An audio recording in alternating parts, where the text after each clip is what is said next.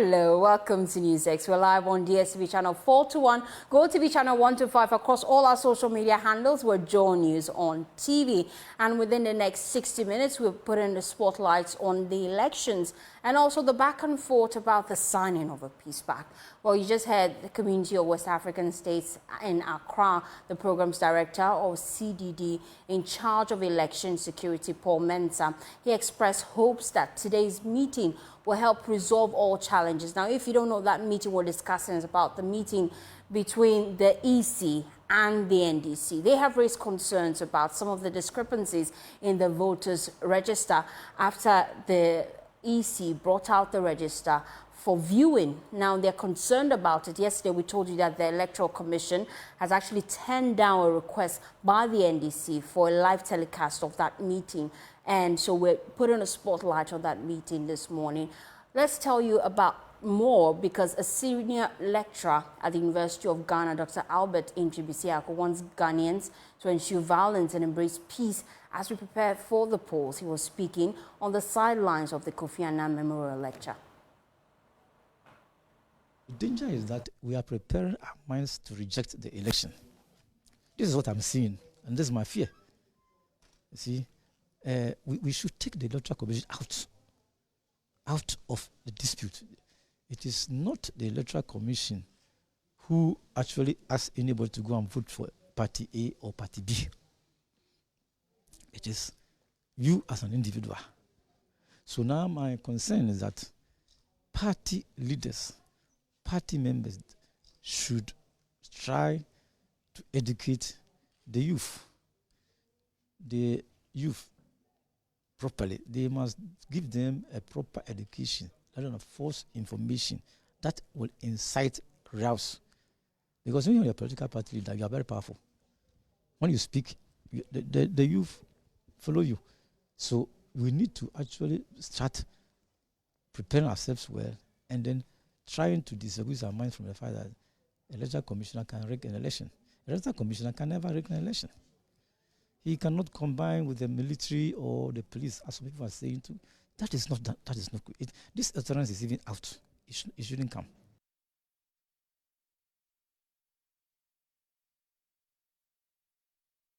Well, the subject of peace has been topical over the last few weeks. The peace pact has been top of the burner, with the National Opposition Democratic Congress vowing to sign it, not to sign it unless certain issues are resolved. How do we find the middle ground? That's a concern of many. Well, we're joined now by Most Reverend Prof. Asante. He is a former chairman of the National Peace Council. Thank you for your time here on NewsDesk. Now, let's go back in the annals of history. Is this the first time a political party is refusing to sign a peace pact? Well, as far as I'm concerned, my capacity then as the chairman of the National Peace Council, we had situations where there was the need to negotiate with parties, and it was very difficult for parties to come, but they did. We had two peace pacts, one in Kumasi and one in Accra. So, as to parties refusing to sign, it's always been like that, whenever, attempts are made to get parties to come and sign, there is a little bit of reluctance and hesitance on the part of parties. But I must say that I've known two peace pacts that have been signed by the major political parties and even all the other political parties and stakeholders. Doesn't this validate the concern that indeed the Peace Council is failing in their key responsibility of ensuring peaceful elections during these times where a lot of concerns are being brought up by political parties? The Peace Council cannot be said to be failing. You can take horse to the riverside, but you cannot, force a horse to drink. The Peace Council is doing all that they can. At least in my time, we did all we could to ensure that there will be peaceful elections. And besides, we must understand that if we use the word fail, We have had successful elections. There have been infractions here and there, but that does not necessarily mean that on a whole, in general, the elections were violent. Otherwise, we wouldn't be where we are now. We know that the Peace Pact in itself is not legally binding. Is it something the Peace Council should consider moving forward, probably working with government to make it part of probably the constitution, that it could be legally binding and then compel political parties to sign the pact? If that would be possible, I would firmly support that so that it can be given a legal binding. After all, it's a formal written document between parties or individuals that they will commit themselves to peace and to acts that will promote. And in the case of infraction, they will seek redress through lawful means. You know, and of course, I mean, in case of infraction, there will be what I will call compensation, amends, and reparation to those who have suffered as a result of the infraction. If this is enacted into law, I believe it will help the Peace Council in their efforts to bring the parties together. Today, the EC would be meeting with the NDC. They have raised concerns about the anomalies in the voters' register. You have been around for a while. How do you think some of these issues would affect the credibility of the upcoming elections? No, I think the right thing is what is being done. You know, in the past, people have not come together to Georgia. The NDC and the EC have had, you know, problems in the past not coming together the way they should to discuss issues. I'm hoping that there will be open and frank discussions that will, in the final analysis, bring about some form of agreement. I mean, people's grievances cannot be totally dealt with in an election of this nature in any country. We don't have that. But at least we should be able to promote some form of agreement that will enable us to pursue our elections before and after in peaceful means. In this era where people are casting doubts about the effectiveness of the Peace Council, what do you feel could be done to turn the tides and also look at the face of the Peace Council? I do not really consider the Peace Council to be failing. The Peace Council need to embark on serious education, educating people in terms of what they are, the acts that brought them into being, their responsibilities and all that. I think part of it is lack of education in terms of what the Peace Council stands for. People are expecting the Peace Council to do things that is not within their mandate. But again, Peace Council should also come open and let people know the kinds of things they do even before elections. I'm here in Kumasi, and I know the amount of work the Peace Council has done in even among, you know, chieftaincy disputes in different areas and all that. They have done a lot of work and they are doing a lot of work. Unfortunately, these are not things that come to the public, so the public is not aware. There are people, I've heard people saying that, oh, they only come during elections. That's not the case at all. And so I think it is important for the Peace Council to embark on education to educate the public and to also let the public know the kinds of things they do so that the public will appreciate the work they are doing. I'm quite concerned about some of the demands that you feel has been made when it comes to the Peace Council, but unfortunately it's not in your mandate. Educate us. What are some of the demands that you've had so far that you feel is far beyond your mandate? Don't let us talk as if I'm still at home. I'm a past chairman of the National Peace Council. The Peace Council is there to promote peace, to ensure dialogue, to bring people together, and a lot has been done. I mean, I can go back to, was it 2012, thereabout, the kinds of things that we did in terms of bringing parties together, talking to individuals, young people here and there, educating them on the need for peace. And even after, you know, the vigilante things, how we were able to bring the parties together, apart from the laws that were enacted in Parliament, bringing the parties together to commit themselves to the whole vigilante issues. The Peace Council has done a lot in this country. But sometimes people expect that, you see, they can only go that far. They don't have the power to prosecute if people do not abide by their own commitments. And that's why we're saying that if some legal enactment could back up some of the works that they do, it will help a great deal. So you want more powers to be given to the Peace Council to prosecute? I don't think that as a peace agent, they should prosecute as such. But I'm saying that, for example, a case in point is the peace pact that we're talking about. That it should be binding.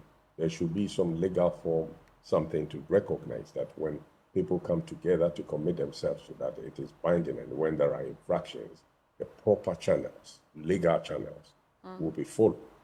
And the prosecutors will not be the Peace Council, but there are agencies, government agencies, Minister of Justice and Attorney General's office and the police and others will come in and ensure that these things are followed.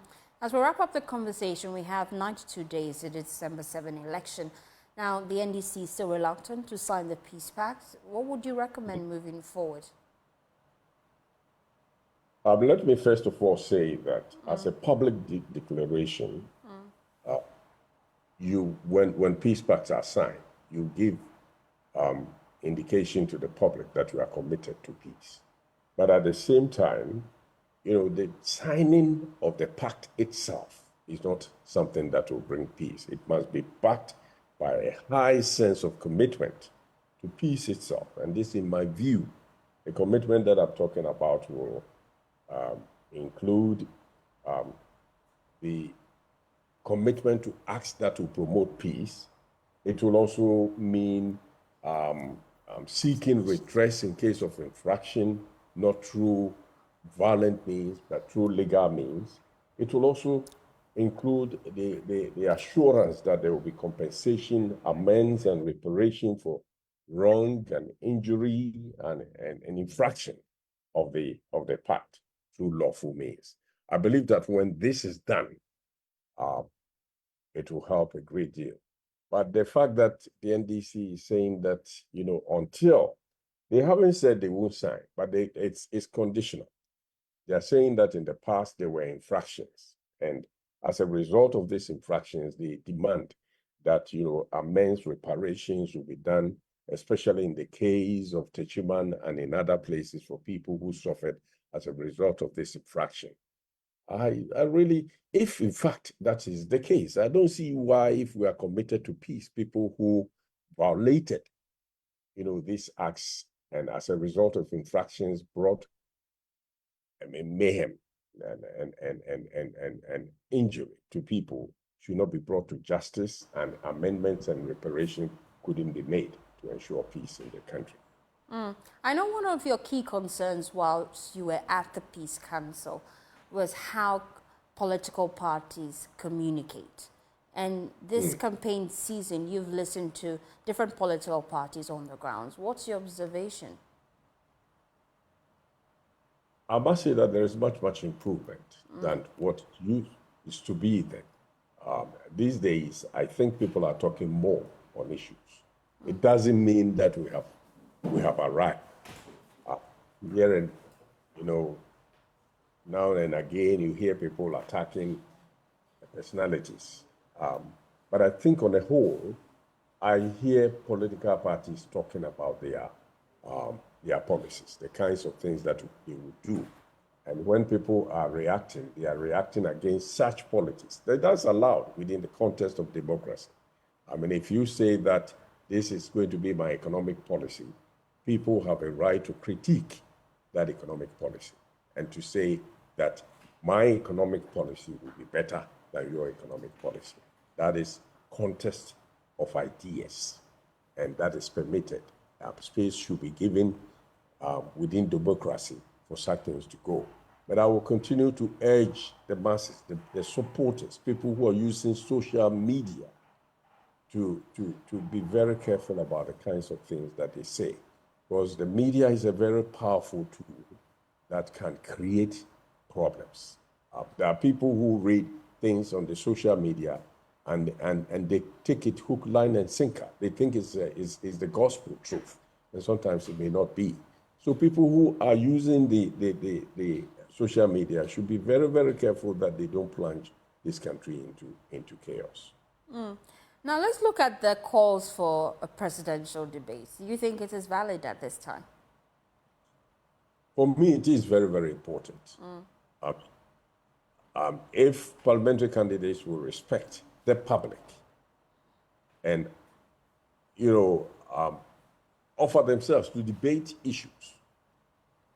After all, how many people in Ghana would even take time to listen to these things? But the majority of us might want to listen to that. And there are people who are committed to particular political parties. Such debates won't change anything for them. But there are those such debates will help them decide. And so anything that will help us promote our democracy must be encouraged. As we wrap up the conversation here at Joe News, we're pushing the Defend Media Freedom agenda because we feel it's key that the stakeholders come together and agree that indeed the media should not be victims of violence as we cover the election. What's your message as we wrap up the conversation? My message to the political parties is that you cannot have a democracy without a vibrant media. And don't expect the media to sing to your tune. They must be objective in their presentation. But in saying this, I'm also, saying to the media to be very, very careful that they do not lend themselves into doing somebody's dirty work for them. Let the media be objective. Let the media clearly investigate the issues before they come public.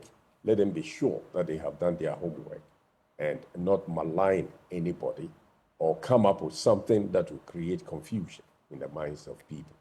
The media is a very important aspect of any democracy, and anybody who attacks them is attacking democracy. Thank you so much, Rev, for your time here on Newsdesk. Now let's do some other stories now. The Black Stars of Ghana began their qualifying campaign for the 2025 African Cup of Nations with a defeat against Angola. Nelson came off the bench to score the only goal for the Palancras Negras to break the hearts of Ghanaians at the Baba Yara Stadium on Thursday. The 1-0 defeat is the first time Ghana has lost an opening game in the qualifiers for the AFCON in a very long time. Here are reactions from some fans after the game. That's bad luck was our side. I'm a Ghanaian, but actually the way we played a very fantastic game, as I said now. But actually there are some players, they were supposed to come inside early, but due to the, let's say, late substitution the coach did, unfortunately that boycott the win. I think the coach doesn't want to make some changes. It's very crucial that, let's say, you have to substitute people like maybe Semenyo and Kudus. But we are trying to respect their reputations. We are trying to keep them in the game. And that's not what is needed in the match. We're supposed to substitute them like the beginning of the second half. Disappointment, disgrace. Yenwan is saying, Amen. Yenwan is saying, Amen. Se Kumase, she, any Thursday, will be upon Juma Berebono. Just what they one goal. We are the pitch. What is pitch? Pitch. Who catch a pitch? We also catch a who catch a changes in the air. Sankoyan in Tama, Nakabakasa, Kayan, where coach. Master coach, when you're ready, so over here, you want the Master Jao. Born there, ya born. Na boys no so ya ade de bia me kan boys no my ade nya me nhira mo. Aya mo boys no ya ade aya mo like vim. What you say? Ba mu kasa na mo ye mo anya de asad na nyo. It mo vim because game na nya de bia na wo se ni pa hye. Any time de bia na Friday, what you say? Boys no my ade go number no nche so anya next time no. Ye be sure because last time ye share mo. I think it was a good game for me because the Black Stars, their performance is not good of late. The last time we had some 4 goals, we all enjoyed the night, but we all know the performance is not that good. So losing this game and ending a very, very good run of wins at the Baba Yara Sports Stadium for the Black Stars. In fact, a 24-year record or something. That's bad to lose the record, you know, but losing it, for me, it's fine for me because the Black Stars is not that good. Where are we? Baba Yara losing here for the first time in 24 years. It has been coming. I mean, there are a lot of factors. Looking at how the team has been poor defensively under Otuado, and even looking at how the team failed to win convincingly under Chris Hughton. I think there had to be a reality check somewhere. We can take the off-the-field issues. We know the pitch is not good. We know there are a lot of things in terms of the venue, the atmosphere, and the grounds itself. In everything, we give God the glory. But you do me, like I go blame Coach Otuado. It be like say like Angola, the last 8 games they never lost. And their game plan, their action zone, they play their games in their own half, inviting you, the opponent, make you come forward, like they catch you on counter break. This thing, as a coach, you go sit down, like make the thing happen like 1, 2, 3. If you than your technical team, you go reason fast. Yeah. Can't you see now to Ado? Assembly, and now changes be or also a bantam. Am I changes be or say a bantam? Who to say Nimuana lose? And Nimuana lose cry on confounded to me a poster's ball, a chain, and yes, changes be or not by our uncut us and no homework. Away from football, a residential property owner is accusing some unknown men of pulling down his 18-bedroom apartment building at Cantonment for no tangible reason. Sylvester Ishan says he was first approached by a man nicknamed Chief 2 months prior, urging them to vacate the premises which he claimed belonged to the state. Their fierce resistance could not prevent the structure from being pulled down. Last Saturday, Mr. Ishan says the tenants are now living in cars and with friends and will take legal actions against the perpetrators. Just about 2 months ago, a gentleman came over, came with langars. The langars were about 4. They jumped the wall, opened the gate, and walked in and confronted the tenants in the house that they were going to demolish the house. So lo and behold, they called me from the office. I drove fast to the place. I met them, and then I asked them, what for? And he said the place is for him. I said, where are you coming from? He said he's coming from the office of the vice president. I said, listen, this is a private property. You don't have the right. Do you have any paper, any document indicating that you own the property? He didn't mind. So, in fact, there was that misunderstanding. So I drove him out of the house. 2 weeks down the lane, at 1 a.m., dawn, he came with langars. They jumped the wall again with a bulldozer, broke part of the building. So I dashed down to the Cantonment police station and lodged a formal complaint. And then the police came over. We invited him. We were trying to see if we would be able to locate him. We can't find him. Just this Saturday, he came with about 20 langars with a whole team. They jumped the wall again, entered, beat everybody out. They were just brutalizing everybody in the house, demolished the house within 4 hours. And so I had to rush to Cantonment police station. When they came, they said we should go to, if I need any answer, I should go to the regional police commander. With a team that he came with about 20 policemen, he said I should go to regional police commander.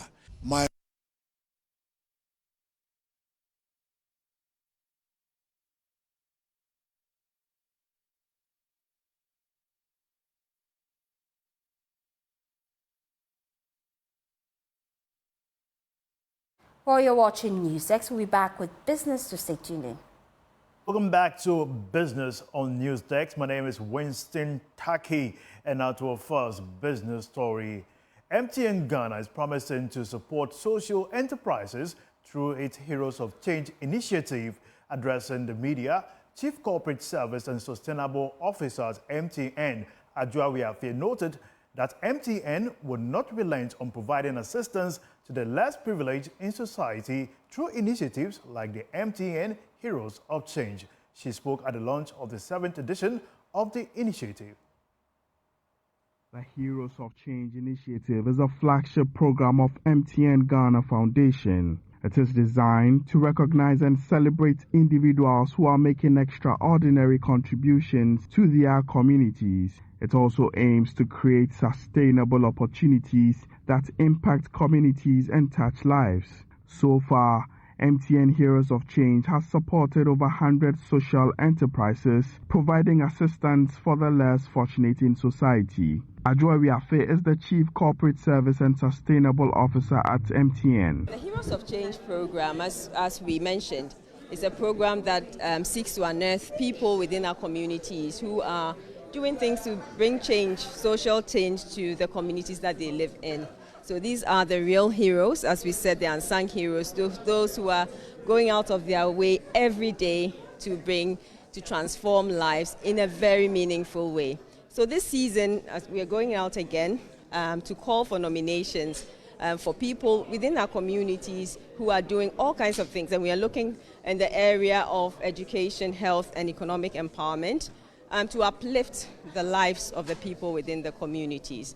The launch of the 7th edition also introduced 2 new categories, Media and Digital Heroes, which will honor individuals leveraging social media and other digital platforms to drive change. At MTN, we are now pushing digital inclusion. And as I mentioned, our strategic intent is to lead digital solutions for Africa and indeed Ghana's progress. So this year, we are going to look at people who are using technology to drive change within their community. So that's one of the big changes that we've made to this year. Nomination will be open through MTN social media portals. The 7th season will award the ultimate winner with an amount of 100,000 Ghana cedis.